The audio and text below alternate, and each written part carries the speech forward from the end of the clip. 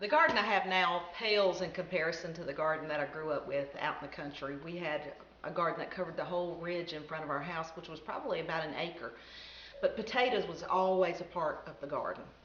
The key to growing potatoes is your soil has to be conditioned where it's soft and allows the potatoes to grow and get big. Our garden spot was not conditioned. It's taken several years to get it there, but it is really nice now. It's taken a lot of gin trash and a lot of chicken poo, and we now have some bumper crops of potatoes. Now, we started out using 20 pounds of seed potato originally, and we just had too many potatoes. So we've gated back, and the series of photographs that you got to see is those 10 pounds of seed potato that we started back in February, where we cut those eyes off of there and we allowed it to cure for several weeks. And then we prepared our garden spot and planted our potatoes. And then as the potatoes grew up through the ground, then I would pull the dirt back to the potatoes again.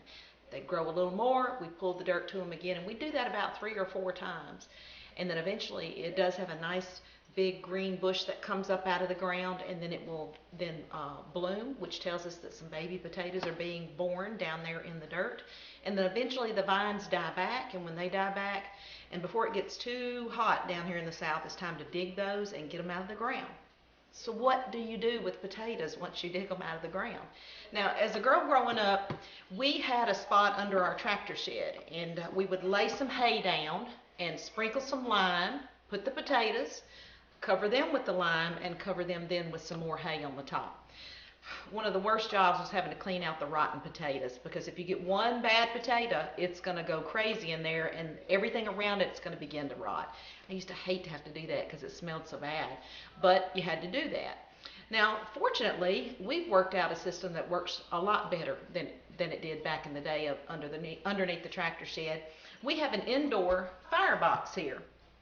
And in the off season, when it's not cold outside, and we empty this out of all the firewood if we have any left at the end of the season, and this is where we store our potatoes for the year. And it does really, really well. It's dark, it's cool, it's inside, it's easily accessible, and this works really well for us.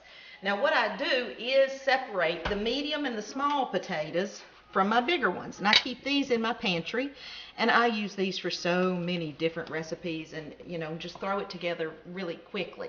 And then I separate the larger ones and I set those down in the potato bin. So I wanted to show you that, and this works real well, as you can see.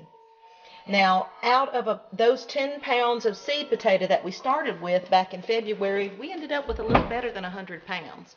That's more than enough potatoes for us to have for the year and to give to family and friends who also enjoy eating those fresh potatoes.